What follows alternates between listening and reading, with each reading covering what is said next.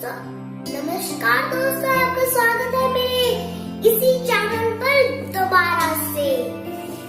तो दोस्तों, आज मैं आपको बताऊंगी कि अगर आपको खांसी है तो आप खांसी को कैसे हटा सकते हैं। तो मैंने भी ये फायदे अपना लिए हैं, इनसे कुछ फर्क हुआ है।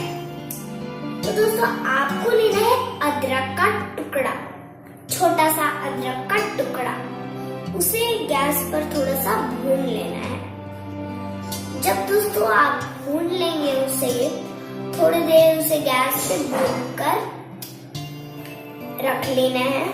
फिर भून कर जब रख लेंगे, जब भून कर रख लेंगे, तब आगे जब आप भून कर रखेंगे, थोड़ी देर से ठंडा होने के लिए रख देंगे। वो 2-3 मिनट या 10 मिनट में ठंडा हो जाएगा। उसके बाद आप चाकू से निकालकर उसे अपने मुंह में चबा लीजिएगा।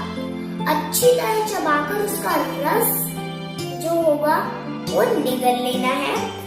एक और फायदा है, अदरक लेकर उसे कूटकर आप उसका रस निचोड़ेंगे और उसमें शहद मिलाकर उसे खा लेंगे। तो दोस्तों, मुझे पता है कि आपको ये वीडियो अच्छी लगी होगी, तो दोबारा एक वीडियो से हाजिर होंगे।